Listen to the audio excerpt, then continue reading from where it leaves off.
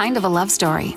Because what is this if not pure, unbridled passion? At HomeGoods, you can always get more of what you love for less. Because the best things in life don't cost a fortune. They're found. HomeGoods. Go finding.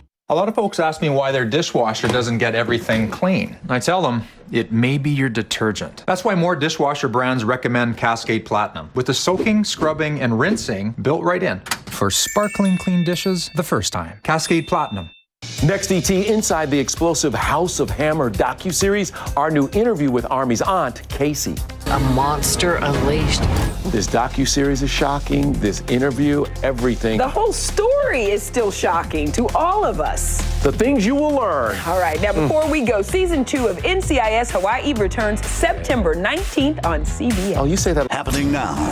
It's a terrifying new trend called rainbow fentanyl. It looks just like candy. I'm Courtney Friedman. Coming up tonight, we talk to a detox center about how they're preparing for this in San Antonio. Coming up, day 6 of the Michelle Barrios Vela public corruption trial. The lead investigator from the Texas Rangers back on the stand, and did her own words come back to haunt her? Tracking some heavy rainfall across parts of our area on the radar. We'll take a close look at the neighborhoods really getting hit and talk about our chances for the rest of the week in just a bit. News at 5 starts right now. First at 5, a key witness held in contempt of court this afternoon in the Michelle Barrios Vela public corruption trial. Texas Ranger Bradley Freeman testified he believed Barrios Vela committed official oppression, but that is not a charge that Barrios Vela is actually on trial for. The judge ruled that the testimony violated a judge order in the case, limiting what witnesses could say about the former Precinct 2 constable. Freeman's comment prompted this response from defense attorney Nico LaHood. They knew they were going to do this. There's no other explanation. These are not stupid people. They knew exactly what was going on. You were more than fair and more than clear of your admonishments not to talk about anything outside the motion in limine. Clear. Exactly how I came. Judge Mesa ordered Freeman to go to a show cause hearing to demonstrate why he was not in contempt of court. His testimony today included that Barrios Vela was ordered to turn over her security records. However, what she produced did not match what the investigators had already gathered about it. Yeah, the prosecution today getting to the crux of its case against the indicted ex-constable during day 6 of her public corruption trial. Our Dylan Collier on how that testimony played out today. Michelle Barrios Vela's own words used against her. Prosecutors successfully argued that her interview with the San Antonio news station about the infamous Easter 2019 incident could be played before the jury. As we pulled them out, we scanned them. And yeah, we saved copies for scan and placed them back in their bags. Texas Ranger Bradley Freeman testified the entire day. He said security records for the park provided by the then constable were different than those supplied by her former clerk. Some had additional entries, while cash logs weren't handed over at all. I was expecting to get said records, including the deputy work assignments, schedules related to security contracts. Were these records withheld or altered on purpose, or was Barrios Vela just that disorganized? What the jury believes will likely determine her guilt or innocence. Reporting downtown, Dylan Collier, KSAT 12 News. Check out traffic on this Tuesday, and this is Loop 410 at Fredericksburg. You can see traffic is very busy, not all that unusual, but no major traffic tie-ups to tell you about at this hour. Yeah, no real wet roadways around town. There's been a lot of rain in south and central Texas today, just not in most of San Antonio. A lot of it's been on the far east side of town and even just outside of Bexar County. You look at the action over the past hour, the heaviest rain is basically working its way northward in Medina County and right over Medina Lake at this time, and even Rio Medina getting in on some good heavy rainfall. This is developing along an outflow boundary that was pushed westward and actually moved through San Antonio, but wasn't enough to get any showers really going around town. So this is moving to the north at about 15 miles per hour. We'll give you a rough estimate of where that's going to end up in wind in. Lake Hills, of course, momentarily. It's basically moving in as we speak. English crossing at about 5:15. Pipe Creek a little closer to 5:37 p.m. And Camp Verde at 5:54 p.m., assuming it holds together as it makes its way up into Kirk County. And of course, Camp Verde has some showers a little bit closer to it right now around that area. You get on the far south side of town, we've got some light to moderate rain. This is breaking apart as it drifts northward. So look at the progression of this. It was really coming down heavy. Northern Atascosa County gets into Bexar County and it starts to dissipate quite a bit. So I don't anticipate much of this really lasting a whole lot longer, but just good light rain, the soaking rain, basically from Calaveras Lake, Lavernia, Sutherland Springs, down to Floresville, and even some locations farther to the south. I have modified our rain chances in the days ahead. There's some promising days. I just don't think you'll necessarily love the timing. I'll get into it in a bit. Thank you, Adam. 3 deaths in a nearby school district within just the last month. They have all now been connected to fentanyl overdoses. Yeah, we don't know what type of pills exactly were involved, but experts say the drug pushers using dangerous tactics to pull in very young users. Very young. And as we approach Overdose Awareness Day, our Courtney Friedman tells us about one of those disturbing new trends. It's called rainbow fentanyl. At first glance, they look like candy, but inside is a substance 100 times more potent than morphine and 50 times more potent than heroin. People buying pills off the street think they're getting Xanax, Adderall, hydrocodone, but what they're really getting is fentanyl, and there's no telling how much. Licensed chemical dependency counselor Jody Guetta is the business development director for Gallus Detox Center in San Antonio. When asked, many of the clients that come into these detox center rooms say that they haven't taken fentanyl, but their test comes back and the drugs they did take were laced with it.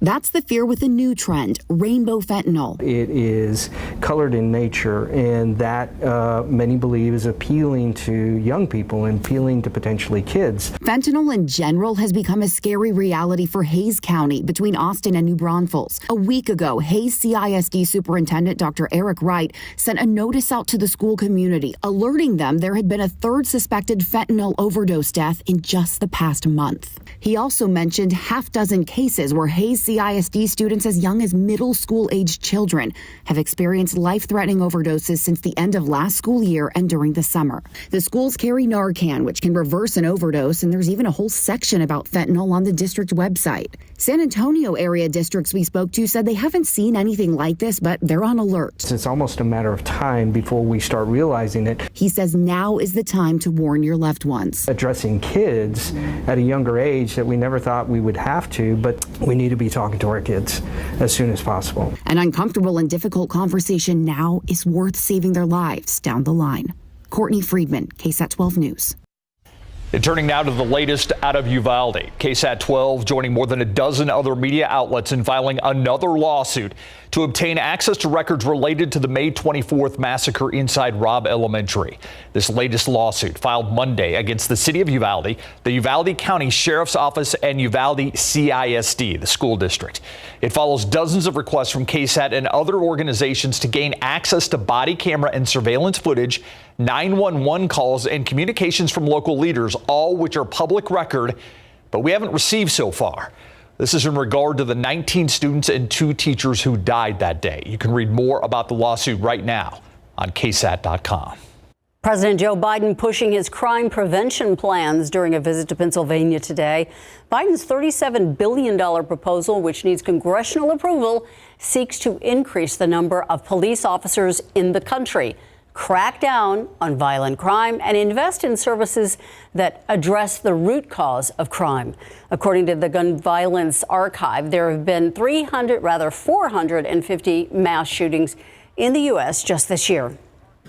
This has taken too long, with too much of a trail of bloodshed and carnage. This past weekend had deadly shootings in New York, Chicago, and Fort Worth. Gun violence and gun control are sure to be hot topics ahead of the midterm elections. Pennsylvania, by the way, is a battleground state that is crucial to deciding control of Congress and the 2024 presidential election.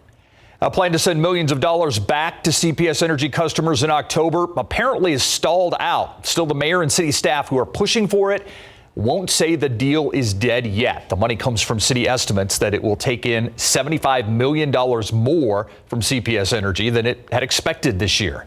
It's because of higher energy usage coupled with natural gas prices. City staff had proposed sending more than $42 million directly back to all customers, amounting to about $29 to $31 on your bill. But several council members today said that's not what their constituents want. Instead, they talked about using the money to protect against more extreme weather, including weatherizing homes and planting trees. In the face of that opposition and with several absent council members, the city manager said an expected vote would be pulled from next week's agenda. A college degree is an investment, but for so many students, it means borrowing money. 65% of college students graduate and they have debt, and the average is more than around 30 grand of debt. 12 on your side's Marilyn Moritz takes a look at some strategies to help families minimize student loans and even graduate debt-free.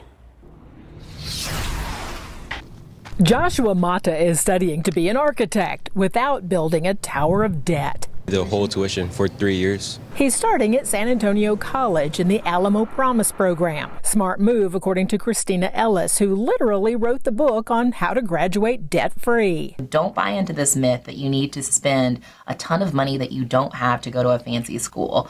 First tip, choose a school you can afford. Look beyond the sticker price. Research which schools are more generous with financial aid, or start at community college, then transfer. A lot of states, a lot of cities and towns have free or very low cost community college, and it's a great place to start. Next, fill out the FAFSA early. That's the free application for federal student aid. A lot of people who think that they don't qualify for financial aid actually are surprised whenever they do get a little bit of award. If you don't qualify for funds, you may qualify for work study. Next, scholarships. My senior year of high school, I basically treated it like a part-time job. Ellis got $500,000 in scholarships. She recommends using online databases like Scholarship Owl and MyScholly. But the best place to start, she says, your high school counselor. They're going to coordinate a lot of the local scholarships, and those are awesome because they typically have less competition. If you're working, take advantage of employer tuition assistance programs. Those can help with undergrad and graduate degrees. And parents, set up a college savings plan like a 529. The earlier, the better. Even if you don't have a ton of money to save, that little bit can add up. Marilyn Moritz, KSAT 12 News. Speaking of college, a new master's program at UTSA preparing students for careers in aerospace engineering. This fall semester, UTSA offering a Master of Science degree with hands-on experience in designing aircraft, spacecraft, and more. Students in the program have access to different labs, including the hypersonic lab. Students in this lab wear a bunch of different hats because some days they are doing aerodynamic testing, they're doing math and the hardcore fluid physics, but they're also plumbers, electricians, they're writing code. Combs says last year there were 90 jobs advertised for aerospace engineers in the San Antonio area, and there wasn't a program addressing that need. He says they're trying to fill that gap. Still ahead, a monkeypox case in Texas has turned deadly. Plus, what those numbers are looking like here in San Antonio. I'm Myra Arthur, and here's what we're working on for the news at 6 o'clock today. School is in session, but things are not going so smoothly for bus drivers. Two of the city's biggest school districts are making changes to deal with the driver shortage that many schools are facing right now. Plus, America's longest war came to a chaotic and deadly end 1 year ago. Two veterans of the war in Afghanistan are talking about what this milestone means to them, coming up today at 6. Plus, DoorDash is making free deliveries of health and wellness products. It's through their program called Project Dash. Coming up at 6 o'clock, Alicia Barrera speaks to the nonprofit they've teamed up with to reach the most vulnerable communities. All that and more today on the news at 6. We'll see you then. Thank you, Myra. The Texas Department of State Health Services is now reporting the first death of a person infected with monkeypox. It's happening in Harris County. The state says it was an adult who was severely immunocompromised, but that case is still being investigated to determine what role monkeypox played in the death. Here in Bexar County, SA Metro Health is reporting 29 cases of monkeypox. That's 2 more than yesterday. For more information about the virus, prevention, and more, head to KSAT.com. The latest COVID-19 booster shot set to roll out this week, but it's raising some eyebrows. That new shot's been reformulated to target the BA4 and BA5 Omicron variants, which are currently the most dominant strain. But here's the catch. They haven't been tested on humans. To save time, they were tested on mice. The results show they could offer more than 20 times more protection than the original shots. The Food and Drug Administration expected to approve the booster today and roll out doses just after Labor Day. Let's take a look outside with live cam to see it is raining all around San Antonio, but not in downtown San Antonio. Not really fair, Adam. I know, it never is fair when it comes to the rainfall, right? It's a good way to put it. Not fair, and a lot of us are going to feel that way in the coming days, but I have ramped up rain chances for a different part of the 7-day forecast. It's into the weekend. That's why earlier I said timing may not be ideal for everybody, but at least more promising rain is on the way, it looks like. So you look at the south side of San Antonio, this is where we do have some light rain. Wet roadways starting to take shape basically around 1604 on the south side of town from I-10 all the way around to 37 and 281. This is light in nature, but enough to, keep the roadways damp for a while and through the evening commute. And what was basically heavier rain and more noticeable rain out there in western and southwestern Bexar County near Atascosa, city of Atascosa, and near Lytle. That is dissipating as it drifts northward up towards SeaWorld, Alamo Ranch. You're starting to get some of those drops soon, but I don't anticipate it to add up to a whole lot here with this. Most of the activity that's really heavy right now and meaningful is moving toward the city of Bandera and actually moving into Bandera. That's where we have the heaviest rain. And this is drifting northward at about 15 miles per hour right up Highway 173. So congratulations, Bandera. You're just getting slammed by this heavy rainfall at the moment. Luckily, nothing severe, but there could be some issues on the roadways. That's the biggest concern, localized flash flooding in the particularly flood-prone areas. Now, we had a lot of rainfall earlier this morning, especially west of San Antonio. I'm going to start there when it comes to rainfall accumulations. And we're just going to go right to the past 24 hours and look at this. Look at these numbers. We're talking from Real County, about Lakey, southward to Brackettville, all the way down into Eagle Pass. Zooming in, and this is a radar estimate. We don't have rain gauges out here, but you zoom in right here, and this is just outside of Eagle Pass, to the northeast of Eagle Pass. And this purple, look at this, 9 inches of rain estimated from the heavy rainfall late last night / early this morning in northern Maverick County. And keep in mind, the yellow indicates over 2 inches of rainfall. So you go around Del Rio and parts of town definitely had over 2 inches of rain. Just taking a little sample here between the city of Del Rio and Laughlin, about 3 inches. So there you go. That's where the heavy rain was early this morning. That has tapered off. And around San Antonio, not a whole lot of accumulations locally, but outside of the city and outside of downtown, we've seen some action. You can go far west near Medina Lake, down Atascosa County, Wilson County as well. And that's where the heaviest of the rain fell today, but more opportunities to come. So I do think the best chances early tomorrow morning and even later tonight are along the Rio Grande. This upper level circulation is drifting westward, and it's going to pull its energy closer to the Rio Grande for especially the start of the day tomorrow. And I have us in the isolated category. Wednesday, Thursday, about a 30% chance. And then I've risen those rain chances up to 40% for Friday and Saturday, and even a little bit higher as we go into Sunday. I'm starting to see a more favorable pattern that would generate enough lift to get those scattered downpours, more numerous downpours, now looking like it's going to be over the weekend. Quick look at temperatures. 90, that was our high today, 4 degrees below average. Just a wide range of temperatures out there with the clouds and still some lingering areas of rain and rain cooled air. Kerrville 76, Gonzales 83, 82 right now in Uvalde, 80 in Helotes, and officially 80 at the airport in San Antonio. So rain chances falling off after dark tonight. I really only foresee a possibility closer to the Rio Grande. 76 in the morning tomorrow, 93 by the afternoon, and I think lower 90s the next few days into the weekend, a little closer to 90 with those elevated rain chances and some downpours hitting some neighborhoods over the weekend. Sure could use some rain downtown. Thank you.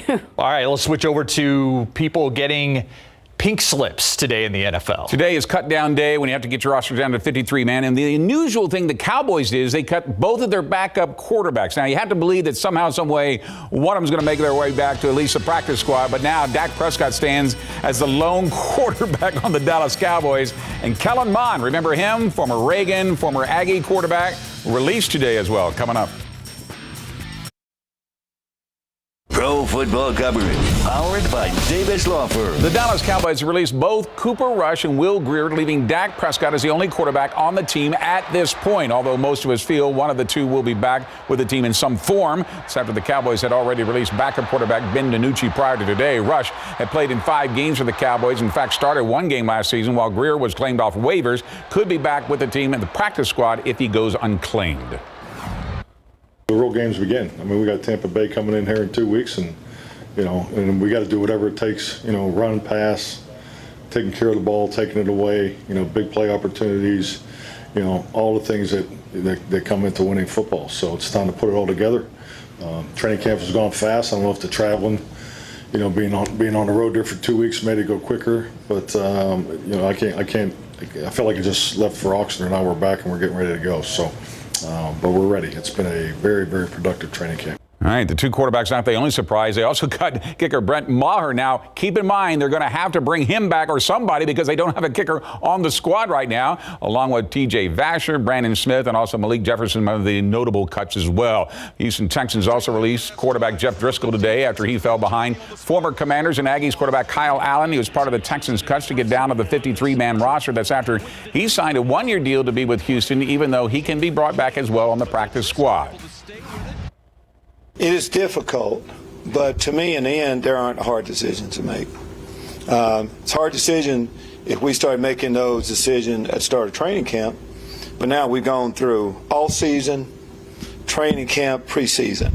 Now we'll make an informed decision based on all the information you can get, and I'm excited about where I think we'll end. Well, big surprise for the Texans cuts. Marlon Mack, the veteran running back. That means it looks like the rookie 4th-round draft pick, Damian Pierce, is going to be their starting running back on their first game. And as well as you see Max Sharping, Kevin Pierre-Louis is also a surprise cut as well at linebacker. Former Reagan and Aggie quarterback Kellen Mond has been waived by the Minnesota Vikings after the Vikings had made Mond a 3rd-round pick, if you remember. But after testing positive for COVID, he never really got into the mix with the head coach Mike Zimmer at that time. In fact, Mond's fate was sealed when the Vikings acquired Nick Mullins in a trade with the Las Vegas Raiders, even though he could still return as a member of the practice squad as well. So there's still some pieces to be moved around to see where guys wind up. Yeah, little shuffle here and there. You got it. Yeah, thanks, Greg. We'll be right back. Here's a look at our futurecast, and I think the best chance of rain is closer to the Rio Grande tomorrow morning because that's where most of the upper level support is going to be. And just some isolated activity popping up here and there throughout the afternoon, but I don't anticipate as much in terms of coverage as what we had today. Better rain chances I'm seeing now as we get into the upcoming weekend. Of course, it's one of those situations, not a slam dunk for everybody. Some neighborhoods could get a quick few inches, 10, 15 miles away. You just get a couple of drops. But I'm increasing the rain chances for this weekend. All right. Thank you so much. And thank you for watching the News at 5 with us. World News up next. We'll see you back here at 6.